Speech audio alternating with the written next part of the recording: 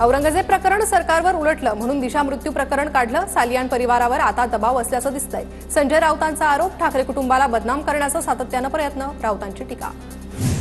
औरंगजेब प्रकरण, नागपूरच्या घटनेचा दिशा सालियान प्रकरणाशी काय संबंध? एका मुलीच्या न्यायासाठी संजय राऊतांनी भूमिका घ्यायला हवी, मंत्री नितेश राणेंचं वक्तव्य। राजीनामा देऊन चौकशीला सामोरं जातो अशी भूमिका आदित्य ठाकरेंनी घ्यावी। आत्महत्येचं प्रकरण होतं तर पळापळी का आणि लपवालपवी का सुरू? नैतिकतेच्या आधारावर राजीनामा द्यावा, नितेश राणेंची मागणी। दिशा सालियान प्रकरणाचा औरंगजेबाच्या विषयाशी संबंध कुणी जोडू नये, त्यांच्या कुटुंबाला न्याय मागण्याचा पूर्ण अधिकार, मंत्री उदय सामंतांची प्रतिक्रिया। हे सर्व प्रकरण राजकीय षडयंत्राचा भाग दिसतो। सिनियर अधिकाऱ्याची एसआयटी चौकशी तिकडे सुरू होती। दिशा सालियान प्रकरणावर अनिल देशमुखांची प्रतिक्रिया। दिशा सालियान प्रकरणी सध्या एसआयटी मार्फत चौकशी सुरू। नवीन याचिकेची माहिती घेऊन कारवाई करू। कोर्टाचे जे आदेश येतील त्यांचं पालन केलं जाईल, गृहराज्यमंत्री योगेश कदम यांची प्रतिक्रिया। प्रत्येक प्रकरणात फक्त न्याय झाला पाहिजे, राजकीय ताकद वापरून दाबणं खूप चुकीचं। दिशा सालियान आणि सुशांत सिंह राजपूतला न्याय मिळेल की नाही हे येणारा काळच सांगेल, अंजली दमानी यांची प्रतिक्रिया।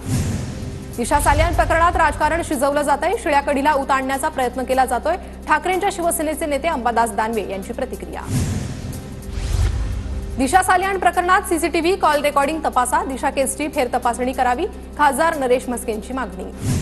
दिशा सालियान प्रकरणात स्थापन झालेल्या एसआयटीचा रिपोर्ट अद्याप प्रलंबित, एसआयटीत असलेल्या सर्व अधिकाऱ्यांची बदली, तपास करणाऱ्या अधिकाऱ्यांचीच बदली झाल्यानं या प्रकरणात रिपोर्ट प्रलंबित। आदित्य ठाकरेंचा संबंध नसल्याचं सीआयडीनं रिपोर्टमध्ये म्हटलंय। तपास यंत्रणेवर विश्वास नसावा म्हणून सालियान कुटुंब कोर्टात गेलं असेल। दिशा सालियान प्रकरणावर आमदार संजय गायकवाडांची प्रतिक्रिया। 2.5 वर्षांनंतर सालियान कुटुंबियांनी याचिका दाखल केली। दिशा सालियान प्रकरणात त्यांच्या वडिलांना न्याय मिळो, अमोल मिटकरींची प्रतिक्रिया। तर दिशा सालियान विषयात राज्याचे मूळ प्रश्न भरकटू नये, मिटकरींचं विधान। दिशा सालियानच्या वडिलांनी केलेल्या याचिकेत राहुल शेवाळेंच्या आरोपांचा दाखला। आदित्य ठाकरे, रिया चक्रवर्तीमध्ये 44 कॉल झाल्याचा शेवाळेंचा आरोप होता। राहुल शेवाळेंच्या लोकसभेतल्या भाषणाचा याचिकेत दाखला। विधिमंडळाच्या पायऱ्यांवर सत्ताधारी आणि विरोधकांचं एकमेकांविरोधात आंदोलन, दबाव आणला कशाला? न्याय हवा दिशाला, फलक झळकवत घोषणाबाजी। तर सरकारला साथ देणाऱ्या अध्यक्ष सभापतींचा धिक्कार असो, महाविकास आघाडीकडून विरोध। बिहारमध्ये येत्या काळात निवडणुका आहे। दिशा सालियानच्या मुद्द्याचा राजकीय वापर केला जातोय। आदित्य ठाकरेंचा या प्रकरणात काही संबंध दिसत नाही। दिशा सालियानच्या अंत्यविधी वेळचे फोटो पहिल्यांदाच समोर। अंत्यविधी वेळी दिशाच्या चेहऱ्यावर कोणतीही जखम नसल्याचं समोर, मात्र 14व्या मजल्यावरून पडून दिशाचा मृत्यू झाल्याचा पोलिसांचा आतापर्यंतचा तपास।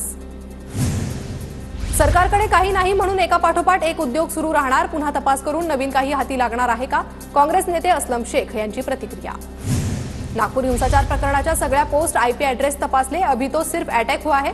नागपूर राडा दरम्यान पोस्ट व्हायरल, पोस्टचा संबंध बांगलादेशातून असल्याचं तपासातून समोर।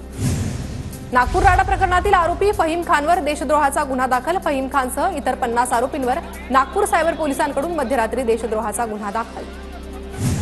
नागपूर हिंसाचारात फहीम खाननंतर आता सय्यद असीम अली चर्चेत। राड्यानंतर सय्यद अलीच्या हालचालींवरही तपास यंत्रणांची नजर।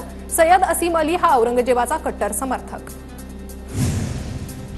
नागपूर हिंसाचारात 60 वाहनांची तोडफोड, 5 जण जखमी। सरकारकडून करण्यात आलेल्या सर्वेक्षणातील प्राथमिक माहिती, वाहनांचे पूर्ण नुकसान झाल्यास प्रतिवाहन 50,000 मिळणार।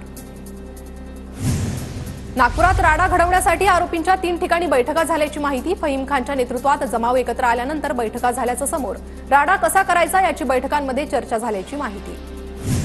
नागपूर राडा प्रकरणातील आरोपी बाहेरचे लोक असल्याची माहिती समोर। निम्मे आरोपी मध्य नागपूरचे रहिवासी नसल्याची माहिती समोर। एफआयआर मधील 51 आरोपींपैकी 24 आरोपी मध्य नागपुरात का आले होते याचा तपास सुरू।